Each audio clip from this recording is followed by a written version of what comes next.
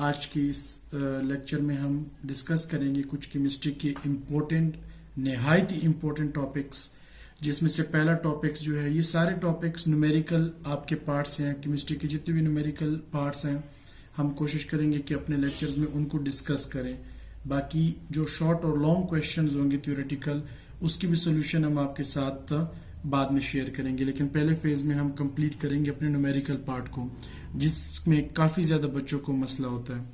तो पहला हमारे पास जो टॉपिक है वो है molecular formula, empirical formula, ion, atomic number क्या होता है, और एटॉमिक नंबर की मदद से हम बोर मॉडल कैसे फाइंड करेंगे, हम इलेक्ट्रॉनिक कन्फिग्रेशन कैसे फाइंड करेंगे, पीरियड, ग्रुप, ब्लॉक, चार्ज और वैलेंस इलेक्ट्रॉन कैसे फाइंड करेंगे। पहली चीज मैं आपको बताता चलूं जो कि बहुत ही ज्यादा जरूरी है बच्चों, वो ये है कि फर्स्ट 18 एलिमेंट्स की जो इलेक्ट्रॉनिक कन्फिग्रेशन होगी वो आपके पेपर में आपको गिवन होगी, और आपके पेपर में कोई भी एलिमेंट से आउट नहीं आएगा जिसके साथ आपको डील करना पड़ेगा। इलेक्ट्रॉनिक कन्फिग्रेशन की बात करें या उसके बोर मॉडल की बात करें। तो आइए हम अपने टॉपिक की तरफ चलते हैं। हमारा पहला टॉपिक है फार्मूला मैथ्स। मॉलिक्यूलर फार्मूला और एम्पेरिकल फार्मूला में बेसिकली डिफरेंस क्या है? जो मेजर डिफरेंस है वो यही है कि जो मॉलिक्यूलर फार्मूला होता है उसे कहते हैं एक्चुअल होल नंबर रेशो। ये हमें किसी भी फार्मूले का एक्चुअल होल नंबर रेशो देता है, जबकि आपके पास एम्पेरिकल फार्मूला जो होता है ये हमें सिंपलेस्ट होल नंबर रेशो देता है। सिंपलेस्ट होल नंबर रेशो कि मतलब कोई भी आपके पास अगर फार्मूला आपको गिवन हो पेपर में तो आपने उसको सिंपलेस्ट रेशो में कन्वर्ट करना है। मॉलिक्यूलर फार्मूला की जैसे हम एक एग्जांपल कंसीडर करते हैं। पहली जो एग्जांपल है मैं ग्लूकोज की लेता हूं C6H12। अब इस फार्मूले में अगर देखा जाए तो कार्बन की तादाद 6 है, हाइड्रोजन की भी 6 है, 12 है, और ऑक्सीजन की 6 है, 6 है। तो इसका मतलब ये हुआ कि ये इसकी मॉलिक्यूलर फार्मूला कहलाता है। ये इसका क्या है? मॉलिक्यूलर फार्मूला ग्लूकोज का। इसको हम मजीद रिड्यूस नहीं करेंगे किसी भी सूरत में। जबकि अगर हम इसी फार्मूला को एम्पेरिकल की शक्ल में देके डिस्कस करें, C6, तो इसमें कार्बन की वैल्यू 6 है, हाइड्रोजन की एटम टोटल 12 है, और ऑक्सीजन के 6 है। अब हम यहाँ पे देखेंगे कि क्या कोई ऐसा नंबर है जो इन तीनों को डिवाइड करता हो। तो जी हाँ, 6 एक ऐसा नंबर है जो इन तीनों को डिवाइड करता हो। एक चीज का ख्याल रखें कि डिवाइड, अगर कोई भी नंबर आप जिससे उसको डिवाइड कर रहे हैं, मस्ट है कि वो तीनों वैल्यूज को डिवाइड करता हो, तीनों वैल्यूज के टेबल में आता हो। तो यहां पे हम 6 का टेबल से डिवाइड कर रहे हैं। 6 1s are 6 2s are 12 and 6 1s are 6। तो ये ग्लूकोज की सिंपलेस्ट होल नंबर रेशो आ गई हमारे पास। इसे हम कहते हैं एम्पेरिकल फार्मूला में जस्ट हम फंक्शन को रिड्यूस करते हैं टू इट लोएस्ट वैल्यू। और अगर हमारे पास कोई वैल्यू, लेट सपोज मैं सपोज करता हूं कि मेरे पास H2O है। अब इसमें हमारे पास हाइड्रोजन भी 2 है और ऑक्सीजन भी 1 है। तो इसमें कोई भी नंबर नहीं है जिसको हम डिवाइड कर सकें। एक 1 है, एक 2 है। तो यही नंबर 2:1 जो है ये इसका एम्पेरिकल फार्मूला भी है और मॉलिक्यूलर फार्मूला भी होता है। तो ऐसे दो टाइप्स की वैल्यूज होती हैं जिसमें सारी वैल्यूज डिवाइड हो सकती हों, और कुछ ऐसे फार्मूले होते हैं जिसमें सारी वैल्यूज डिवाइड नहीं हो सकती सिंगल नंबर से। जरूरी है कि जो डिवाइड करे नंबर वो एक ही नंबर सबको डिवाइड करता हो। अब हम मूव करते हैं अपने नेक्स्ट टॉपिक की तरफ। हमारा नेक्स्ट टॉपिक है सबसे इंपॉर्टेंट टॉपिक, जिसके बारे में एक MCQs या 2 MCQs लाजमी पूछे जाते हैं कि व्हाट इज आयन। देखिए आयन होता क्या है। आयन के बारे में मैं आपको बताता चलूं कि जैसे कोई भी ऑक्सीजन, कोई भी एलिमेंट है, लेट सपोज ऑक्सीजन है, ऑक्सीजन के ऊपर अगर -2 चार्ज है तो इसका मतलब है कि ऑक्सीजन ने 2 इलेक्ट्रॉन गेन किए हैं। अगर Mg की बात करें, Mg के ऊपर +2 चार्ज है तो इसका मतलब है कि Mg ने 2 इलेक्ट्रॉन क्या किए हैं? अब लॉस किए हैं, loss 2 electron. Where in the case of oxygen अगर हम बात करें तो -2 का मतलब है कि ऑक्सीजन गेन 2 इलेक्ट्रॉन्स। तो ये डिफरेंस होता है। आयन बेसिकली हमें बताता है कि किसी एलिमेंट पे क्या चार्ज है, और इस आयन्स की 2 टाइप्स होते हैं, केटाइन जिसको हम कहते हैं पॉजिटिव चार्ज, और एनाइन जिसको हम कहते हैं नेगेटिव चार्ज। और किसी भी एटम पे पॉजिटिव चार्ज कब आता है? जब वो गेन करता है। अब यहाँ पे Mg के ऊपर +2 चार्ज है, इसका मतलब है कि ये का मतलब है पॉजिटिव चार्ज और एनाइन का मतलब है नेगेटिव चार्ज। भी एलिमेंट इलेक्ट्रॉन लॉस करेगा। अब यहाँ पे Mg के ऊपर +2 चार्ज है, इसका मतलब है कि इसने लॉस किया है कितने इलेक्ट्रॉन्स, 2 इलेक्ट्रॉन लॉस किए हैं। अब एनाइन का मतलब होता है नेगेटिव चार्ज। अब ऑक्सीजन के ऊपर -2 चार्ज क्यों है, क्योंकि इसने गेन किया है। क्या गेन किया है, 2 इलेक्ट्रॉन गेन किए हैं। सिंपल। तो ये आपके पास टोटल आयन का टॉपिक हो गया। अच्छा, अब बारी आती है क्वेश्चन को डिस्कस करने की। जो आयन का क्वेश्चन आ सकता है पेपर में, मोस्ट प्रोबेबली वो क्वेश्चन किस तरीके से होगा। तो मोस्ट प्रोबेबली जो क्वेश्चन आपसे पूछा जा सकता है पेपर में, एमसीक्यूज में भी या पेपर में, तो वो क्वेश्चन कुछ इस तरह से होगा कि why oxygen -2 have -2 charge, why O negative have -2 charge. अब -2 चार्ज जो है वो ऑक्सीजन के ऊपर क्यों है, इसका आंसर बहुत ही सिंपल है। इसका आप लिखेंगे because oxygen gain 2 electrons. Simple. अब हम मूव करते हैं अपने नए टॉपिक की तरफ, जो है एटॉमिक नंबर। यहां से आपका सबसे इंपॉर्टेंट पोर्शन शुरू होता है कि एटॉमिक नंबर बेसिकली होता क्या है। एटॉमिक नंबर कहते हैं number of proton, number of proton present in the nucleus of atom. कितने नंबर ऑफ प्रोटॉन किसी एटम में मौजूद हैं, ये आपको बताता है एटॉमिक नंबर। अब यहां पे एक चीज याद रखिएगा कि एटम के अंदर जो प्रोटॉन होते हैं और जो इलेक्ट्रॉन होते हैं, नंबर ऑफ प्रोटॉन और नंबर ऑफ इलेक्ट्रॉन ये बिल्कुल सेम होते हैं। और अगर हम चार्ज की बात करें तो जो इलेक्ट्रॉन प्रोटॉन होता है, प्रोटॉन पे पॉजिटिव चार्ज होता है और इलेक्ट्रॉन पे नेगेटिव चार्ज होता है। अब अगर इनकी पोजीशन की बात की जाए तो जो न्यूक्लियस होता है उसमें आपके पास प्रोटॉन पाए जाते हैं, जबकि आपके पास जो ऑर्बिट या शेल होता है, जिसे हम ऑर्बिट कहते हैं या शेल कहते हैं या एनर्जी लेवल कहते हैं, बेसिकली उसके अंदर आपके पास क्या पाए जाते हैं, इलेक्ट्रॉन्स पाए जाते हैं। अब ये क्या है, ये इलेक्ट्रॉन है। अब ये मैंने एटम बनाया, इसके ऑर्बिट में 2 इलेक्ट्रॉन है, तो इसका मतलब है कि इसके अंदर प्रोटॉन की तादाद भी 2 होगी। अब यहाँ पे एक मोस्ट कॉमन क्वेश्चन किया जाता है बच्चों कि why an atom has electrically neutral particle, या why atom is an electrically neutral particle. अब एटम जो है वो न्यूट्रल क्यों होता है, या हम एटम को न्यूट्रल क्यों कहते हैं, because number of proton is equal to number of electron. अब देखिए, हमने बताया कि जितने प्रोटॉन होते हैं उतने इलेक्ट्रॉन होते हैं, लेकिन दोनों के चार्ज एक दूसरे के अपोजिट हैं। तो प्रोटॉन और इलेक्ट्रॉन एक दूसरे के चार्ज इफेक्ट को कैंसल आउट कर देते हैं, जिसकी वजह से एटम पे कोई चार्ज एग्जिस्ट नहीं करता।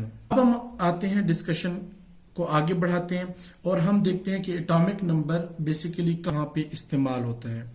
एटॉमिक नंबर जो है वो इस्तेमाल होता है, नंबर को इस्तेमाल किया जाता है बोर मॉडल फाइंड करने के लिए, इलेक्ट्रॉनिक कॉन्फ़िगरेशन फाइंड करने के लिए, पीरियड फाइंड करने के लिए, किसी भी एलिमेंट के ब्लॉक को फाइंड करने के लिए, किसी भी एलिमेंट के ऊपर मौजूद चार्ज को फाइंड करने के लिए, और वैलेंस शेल इलेक्ट्रॉनिक कॉन्फ़िगरेशन को फाइंड करने के लिए हम इसमें इस्तेमाल कर सकते हैं इसको।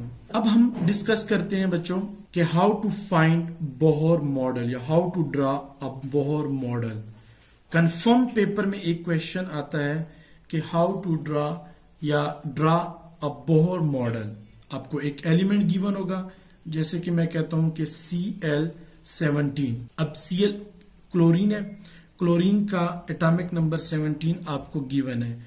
अब अगर आपसे पेपर में पूछा जाता है कि इसका बोहर मॉडल बनाएं, तो इसका बोहर मॉडल आप कैसे बनाएंगे, आइए उसको देखते हैं, सीखते हैं आज। आपके पास जो शेल होते हैं, टोटल 7 शेल होते हैं। शेल हम कहते हैं ऑर्बिट्स को, और आपका जो 9th क्लास का जो कोर्स है उसमें सिर्फ और सिर्फ 3 शेल को डिस्कस किया जाता है। मतलब आपको फर्स्ट 18 एलिमेंट्स के अंदर ही रखा जाएगा। अब फर्स्ट शेल में टोटल 2 इलेक्ट्रॉन्स आते हैं, सेकंड में टोटल 8 और थर्ड में टोटल 18 इलेक्ट्रॉन्स जो है वो आपके आते हैं, और थर्ड को हम M कहते हैं। अब बोहर मॉडल में हम Cl का मॉडल बनाना चाहते हैं, तो उसमें हम पहले हमने इसका स्ट्रक्चर पढ़ लिया।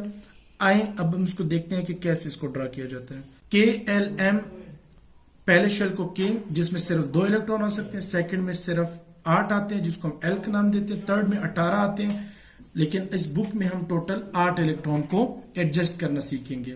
अगर हमने Cl का अब बोर मॉडल बनाना है तो उसके लिए सबसे पहले फर्स्ट ऑर्बिट में कितने इलेक्ट्रॉन आएंगे? अकॉर्डिंग टू द स्ट्रक्चर सिर्फ 2 इलेक्ट्रॉन पहले ऑर्बिट में आ सकते हैं। अब हम शुरू करते हैं अपना न्यू टॉपिक, सबसे इंपॉर्टेंट टॉपिक जो है बोहर मॉडल। पेपर में एक कंफर्म क्वेश्चन बोहर मॉडल का आता है कि how to draw a Bohr model. तो बोहर मॉडल को ड्रा करने से पहले मैं आपको इसका स्केच बना के दिखाता हूं। बोहर मॉडल जब भी आपको पेपर में बना के दिया जाता है, अक्सर बच्चे बोहर मॉडल को सही बना के आते हैं लेकिन उनको मार्क्स नहीं मिलते। उसकी एक कॉमन रीजन ये होती है कि बच्चे न्यूक्लियस को भूल जाते हैं। इलेक्ट्रॉन की प्लेसिंग, ऑर्बिट सब कुछ ठीक बता देते हैं लेकिन न्यूक्लियस को वो मिस कर जाते हैं। न्यूक्लियस के बगैर बोहर मॉडल आपका कंप्लीट कंसीडर नहीं होता। अब न्यूक्लियस में total number of proton and total number of neutron mention करना मस्ट है। और उसके बाद हमारे पास आता है पहला ऑर्बिट। पहले ऑर्बिट को हम कहते हैं K ऑर्बिट और इसमें सिर्फ और सिर्फ 2 इलेक्ट्रॉन ही आपके एडजस्ट होते हैं। और फिर हमारे पास सेकेंड ऑर्बिट आता है जिसको हम कहते हैं L ऑर्बिट, जिसमें सिर्फ और सिर्फ आपके 8 इलेक्ट्रॉन्स जो हैं वही एडजस्ट हो पाते हैं। और थर्ड ऑर्बिट जो हमारा है, थर्ड ऑर्बिट, इसको हम कहते हैं M ऑर्बिट या M शेल। इसमें टोटल 18 एलिमेंट्स आते हैं लेकिन 9th क्लास के सिलेबस के मुताबिक हमने 18 एलिमेंट से आगे नहीं जाना। ना ही पेपर में आपसे बोहर मॉडल में 18 एलिमेंट से आगे 19, 20 किसी का भी पूछा जाएगा। तो इसमें टोटल जो एलिमेंट्स आते हैं वो 18 आते हैं लेकिन हम इसमें 8 से ऊपर तक नहीं जाएंगे। यहाँ पे हम डिस्कस करते हैं एक एग्जाम्पल को। एग्जाम्पल हम लेते हैं ऑक्सीजन की। ऑक्सीजन का टोटल जो एटॉमिक नंबर होता है वो आपको गिवन होता है जो कि है 8 और जो इसका मास नंबर होता है वो है 16। जो टोटल नंबर ऑफ, हमने एटॉमिक नंबर में जिस तरह पढ़ा कि टोटल नंबर ऑफ प्रोटॉन या टोटल एटॉमिक नंबर जो होता है वो आपको शो करता है कि कितने प्रोटॉन है आपके पास। जो ये नीचे वाला नंबर होता है इसे हम कहते हैं एटॉमिक नंबर। एटॉमिक नंबर, जाहिर बात है जितना एटॉमिक नंबर होगा उतने ही प्रोटॉन होंगे और जितने प्रोटॉन होंगे जाहिर बात है उतनी ही एटम में इलेक्ट्रॉन पाए जाते हैं। और जो ये ऊपर वाला नंबर होता है किसी भी एलिमेंट के, उसको हम कहते हैं मास नंबर। और मास नंबर बेसिकली आपको इंडिकेट करता है total number of proton plus neutron. अब अगर आपने न्यूट्रॉन और प्रोटॉन को सम करना है या आपको प्रोटॉन पता है और न्यूट्रॉन फाइंड करना है तो उसका बेस्ट तरीका यह है कि आप मास नंबर में से एटॉमिक नंबर को सब्ट्रैक्ट कर दें। तो टोटल जो न्यूट्रॉन आएंगे आपके पास वो कितने आएंगे? वो 8 आएंगे। अब इसको हम बोहर मॉडल में कन्वर्ट करते हैं। बोहर मॉडल में जो पहला ऑर्बिट होता है या जो पहला हम शेल ड्रॉ करते हैं वो बेसिकली न्यूक्लियस इसका कहलाएगा। अब इसकी जो न्यूक्लियस है उसमें प्रोटॉन कितने हैं? 8। और उसी तरह न्यूट्रॉन कितने हैं? वो भी 8 हैं। अब आते हैं हम इसके ऑर्बिट की तरफ। अब इसका टोटल एटॉमिक नंबर जो है वो 8 है। तो इसका मतलब है कि पहले शेल में इसके 2 इलेक्ट्रॉन हम एडजस्ट कर देंगे और अभी स्टिल ऑक्सीजन के 6 इलेक्ट्रॉन रहते हैं जिसको हम कहां पे एडजस्ट करेंगे? जिसको हम एडजस्ट करेंगे सेकेंड शेल में। 1, 2, 3, 4, 5, 6। जितने हमें एलिमेंट, जितने हमें प्रोटॉन गिवन है, इलेक्ट्रॉन गिवन होते हैं, हम उसी को एडजस्ट करेंगे।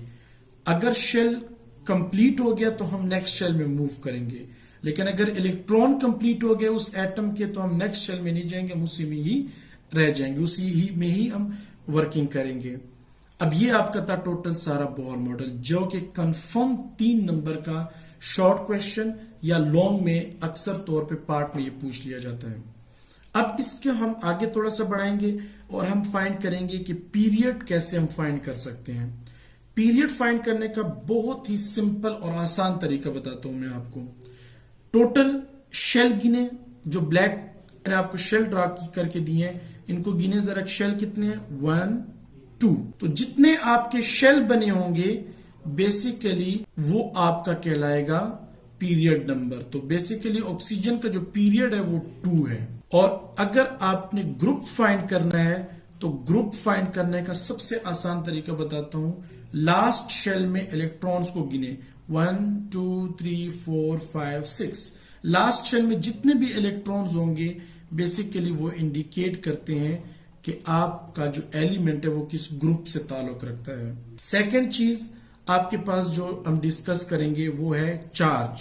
देखिए, हर एटम की कोशिश होती है कि उसके आखिरी शेल में या तो 2 इलेक्ट्रॉन हो, अगर बड़ा एलिमेंट है तो उसके शेल में 8 इलेक्ट्रॉन हो। ज्यादातर हम ऑक्टेट रूल को ही पढ़ते हैं। अब देखिएगा कि इसके लास्ट शेल में 1 2 3 4 5 6 इलेक्ट्रॉन है। अब इसका ऑक्टेट कंप्लीट होने के लिए इसको 2 इलेक्ट्रॉन चाहिए। अब ये कॉमन सेंस की बात है कि 2 इलेक्ट्रॉन किसी भी एटम के लिए लेना आसान है, जबकि अपने पूरे शेल लास्ट शेल में से 6 इलेक्ट्रॉन को डोनेट करना मुश्किल है।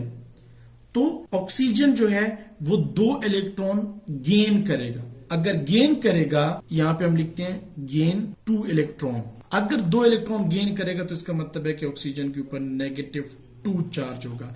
नेगेटिव सिंबल है केमिस्ट्री में गेन का, और 2 ये इंडिकेट करता है कि कितने इलेक्ट्रॉन उसने गेन किए। अगर हम इसको आयन की शक्ल में आयोनिक बॉन्ड में पढ़ेंगे तो ये बहुत ही आसान है।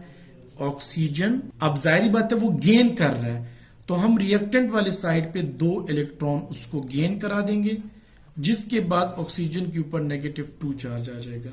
ये इसका आयोनिक बॉन्ड या आयोनिक स्टेट जो है इसको हम इस तरीके से डिक्लेयर करते हैं। इसी के साथ हमारा Bohr model, period, group, charge, ionic compound हमने सीखा बोहर मॉडल के साथ। इसी के साथ हमारा जो बोहर मॉडल का लेक्चर है वो एंड हुआ।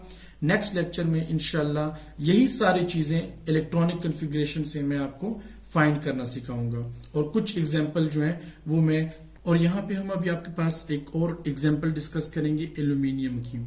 एल्यूमिनियम का जो एटॉमिक नंबर है वो 13 है, एटॉमिक मास जो है वो 27 है। बहुत ही इजी है इसको बनाना। Atomic number will indicate the number of proton and number of electrons. अगर आप 14, 27 और 13 मतलब मास नंबर को एटॉमिक नंबर आपको आपस में सब्ट्रैक्ट करेंगे तो आपके पास टोटल जो नंबर ऑफ न्यूट्रॉन है वो आएंगे 14। तो 14 हमने यहाँ पे लिख दिया। इस बोर मॉडल को इसी तरह ड्रॉ करेंगे जिस तरह मैंने आपको लास्ट एग्जांपल में सिखाया। उसके बाद हम देखते हैं कि इसके पीरियड, ग्रुप, चार्ज और आयोनिक बाउंड कैसे बनेगा। Period, total number of shell गिने, 1 2 3, 3 शेल है तो पीरियड टोटल इसका 3 है। और ग्रुप इसका क्या होगा, लास्ट शेल में कितने इलेक्ट्रॉन है, 3 है तो 1 2 3, 3A इसका ग्रुप है। चार्ज, अब देखिए लास्ट शेल में एल्यूमिनियम के 3 इलेक्ट्रॉन है, जबकि इसका ऑक्टेट कंप्लीट होने के लिए इसको 8 इलेक्ट्रॉन चाहिए। तो 5 इलेक्ट्रॉन लेना किसी भी एटम के लिए डिफिकल्ट होता है, ना ही कोई दूसरा एलिमेंट 5 इलेक्ट्रॉन लॉस करता है। तो इजीली इस चीज से हमें, इस एग्जांपल से हमें समझ आता है कि एल्यूमिनियम जो है वो 3 इलेक्ट्रॉन लॉस करेगा। जब 3 इलेक्ट्रॉन लॉस करेगा तो इसका मतलब ये हुआ कि इसके ऊपर +3 चार्ज आएगा। अब इसके हम आयोनिक कंपाउंड, आयोनिक बॉन्ड इसका बनाना सीखते हैं। आयोनिक बॉन्ड में एल्यूमिनियम, जाहिर बात है वो 3 इलेक्ट्रॉन लॉस कर रहा है, तो जब कोई भी एलिमेंट इलेक्ट्रॉन लॉस करेगा तो वो हमेशा ऐड अप होगा उसके प्रोडक्ट के साइड पे 3E, इस तरीके से। और इसी के साथ हमारा लेक्चर आज का एंड हुआ, और नेक्स्ट लेक्चर में इंशाल्लाह इलेक्ट्रॉनिक कॉन्फ़िगरेशन लेकर आएंगे।